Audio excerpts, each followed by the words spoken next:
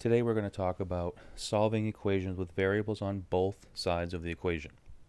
So looking at the two equations here, we see that this one has three terms, two x's, one x, and a 10, as well as this one over here. But notice the difference is this one over here, I see the x's on both the left side and the right side of the equation, whereas over here, I can actually combine them first to make it 3x because they're on the same side. Remember, you can combine like terms with same variables of x's with adding and subtracting, but they would have to be on the same side of the equation. So today we're going to talk about how do we deal with that. So to solve an equation with variables on both sides, you first simplify one side or both sides of the equation if necessary. So we're going to use the inverse operations to collect all the variables on one side of our equation, and at the same time we're going to collect all of the constants on the other side. Remember, a constant is another word for our plain numbers. Now once we have this, then we isolate the variable, which basically means we solve for the variable that's on that side. Remember, we would be using SADMEG because we're going to use our order of operations GEMDAS reverse order to get the variable all by itself. So next, we want to look at how does this look. So here we have an equation. We want to solve for the variable x. We can see right away that we have x's on both sides. So if I draw that imaginary line through the equal sign, I can't just combine negative 4x and a negative 9x. I need to move them across that equal sign or across that imaginary boundary. So when I'm moving variables from one side to the other, I'm either going to take the whole entire term, negative 4x or the negative 9x, and I'm going to add it or subtract it to remove it from one side to place on the other. So because I see minus 4x, I'm going to add 4x. So notice I'm taking the whole term, 4x. When I draw the line here and add down, those are going to cancel because negative 4x plus 4x is 0. That leaves me with a 10. And then on the other side, I have like terms of negative 9x and a 4x, which is negative 5x. Now at this point, I have all the x's on one side. They just happen to be on the right. And then I could use my SADMEG. Well, there's only one operation to do here. So we know to break away that negative 5, I would divide by the negative 5 to get x equals negative 2. Now, it's not a big thing, but one of the things we would like to see, we would always like to see our variables on the left-hand side. So at the last minute here, if I just take this equation and just kind of reverse it, saying the same thing, but we would like to say that x equals negative 2. Now to check that, remember we always said use your original equation, because in case I made a mistake someplace, we don't want to jump in a line or two down. So I'm going to plug in what I think is the answer, and I have to plug it in two spots because I have x's in two spots, and we want to see if this is going to come out correct. Now remember, once we have all numbers and operations, there's no variables at this point, I would use GEMDAS. So with that in mind, I'm going to do these two multiplications first. I'm going to get 10 plus 8 equals 18. 18 does equal 18. So that means that number checks. Remember, my answer is not 18. It comes back over here to this x is our negative 2. For our second example, now we have something that we've got to do some simplifying first. Remember, this is our distributive property. So I can't just start moving x's one side to the other, even though I see that we have to move them eventually. So I'm just going to first take care of my distributive property, and then we'll deal with what's next from there. 3 times a negative 4 is negative 12. On the other side, I would say 1/4 times 32x is 8x.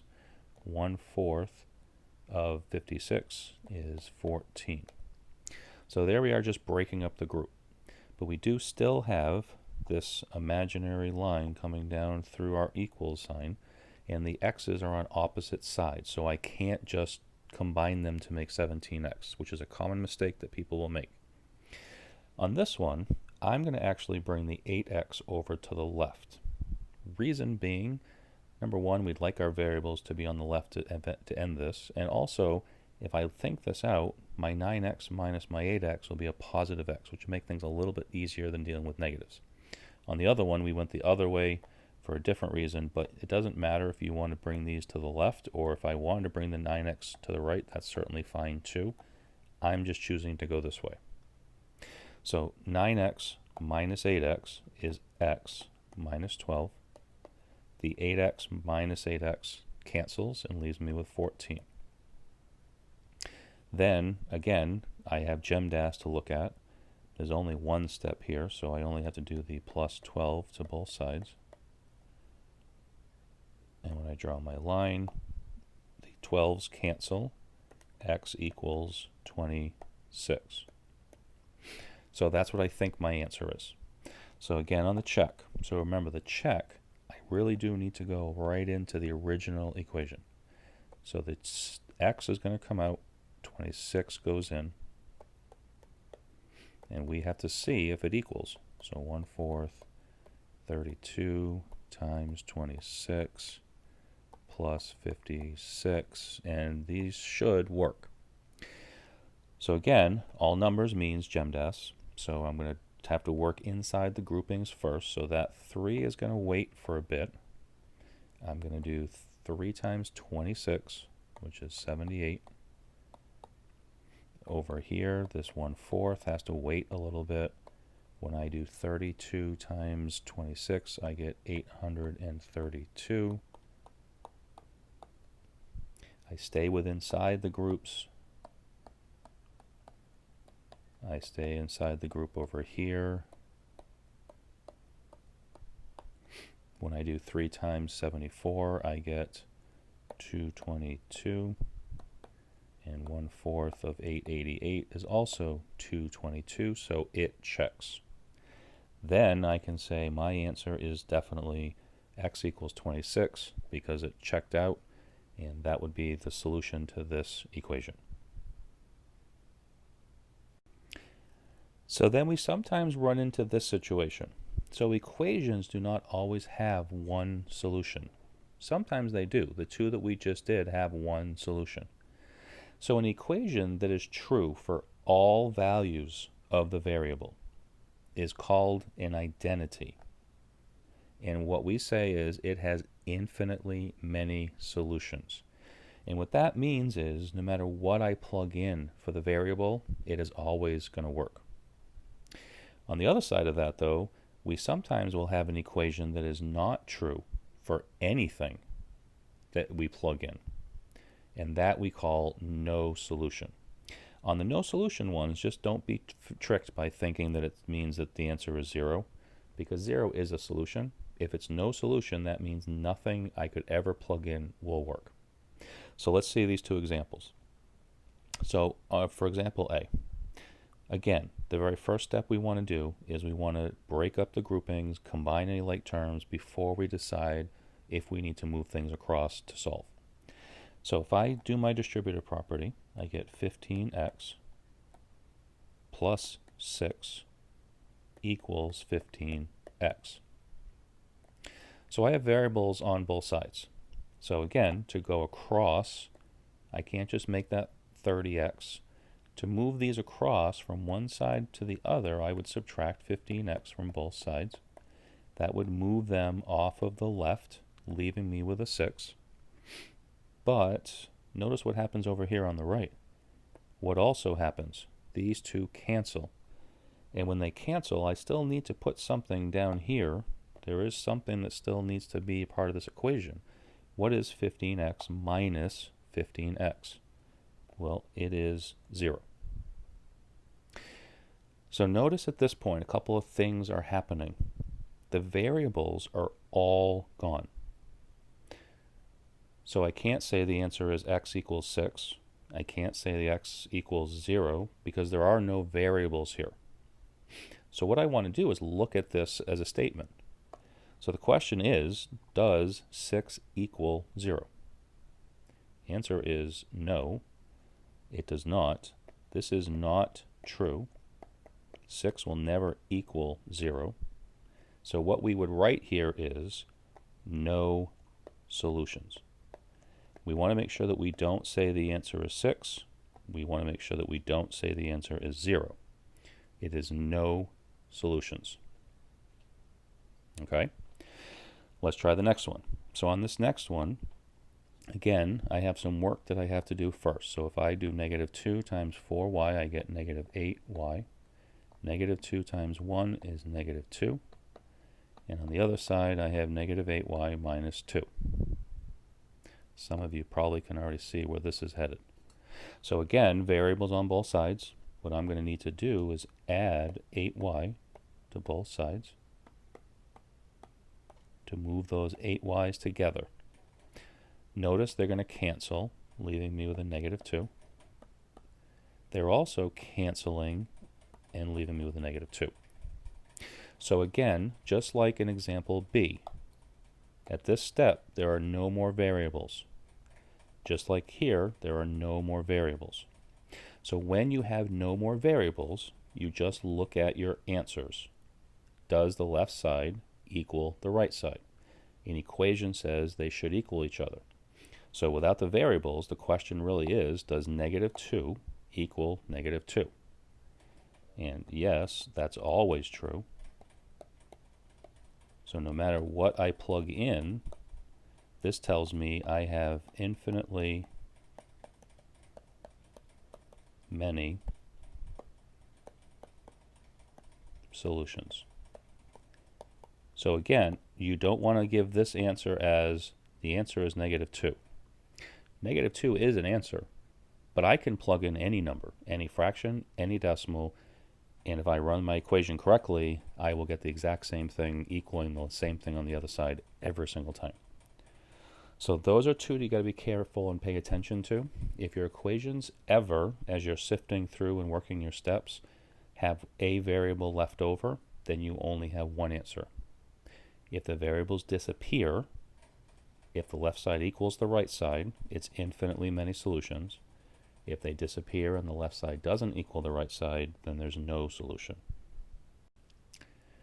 Last example here. So now we have a word problem. We have a boat leaving New Orleans and traveling upstream on the Mississippi River 4 hours. The return trip takes 2.8 hours because the boat travels 3 miles per hour faster downstream because the current is helping it move. So then we also want to look at how far does the boat travel upstream. So a couple things here. There was a formula. Not sure that you learned it yet or not learned it, but this formula equals the distance formula. D equals RT. D stands for distance. R stands for rate, which is our speed, and T stands for time, the amount of time that we are doing that speed. So anytime you're looking at how far did you travel, it depends on how fast were you going and for how long. So this is a formula that would be very helpful here. So what I'm going to do is I'm going to also throw this in. If we have a boat leaving New Orleans and going up the river for however long it's going to go up, on the return trip, the words return trip would imply that the distance upstream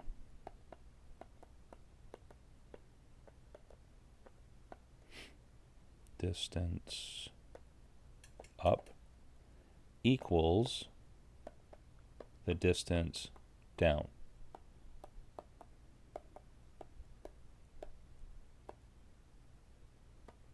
And I think that should make sense.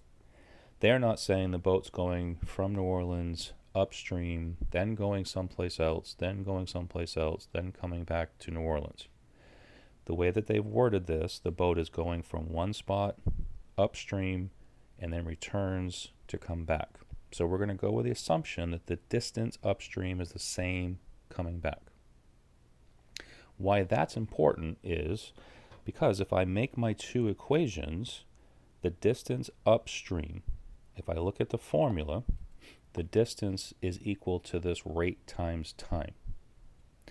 So, distance upstream. Let's focus on that one first. So the distance upstream, we don't know how fast we are going. So I'm going to leave my r as a variable. We do know how long we were traveling upstream, and they said that was 4 hours. So the distance upstream is 4 times however fast we were going. Okay? On the other side of my equation, again, I don't know the speed that I'm going, except I do know something about it. I do know, when I look up here in this, that coming downstream, it's 3 miles an hour faster. So 3 miles an hour faster. Basically, we don't know what it was going upstream, except we called it r. And if it was 3 miles an hour faster, I can make it r plus 3. So let's just say, for example, it was 10 miles an hour upstream, it's 13 miles an hour downstream. If it was 6 miles an hour upstream, it's 9 hours on the way down, 9 miles an hour on the way down. So we don't know what it is, but we know that it is the upstream plus 3. And the time, we know, was 2.8 hours. So we now have an equation that we can solve. We have a little bit of combining to do first, so let's take care of that. So on the left-hand side, typically we don't like to write r times 4. Let's just turn it into what we usually have the constant in front, so it's 4r. On the other side, I'm going to use my distributive property. So if I multiply here, I'm going to get 2.8r plus, if I multiply these two together, I get 8.4. Now again, variables are on both sides, so I got to make sure that I don't just combine those two together. I'm going to subtract 2.8 r's from both sides. That's going to cancel the 2.8 r's on the right, leaving me with 1.2 r on the left and an 8.4. And then when I divide by 1.2, I'm going to get r equals 7. So is that my answer? Well, no. R, remember, represents speed. So really, this answer right here is how fast we are going.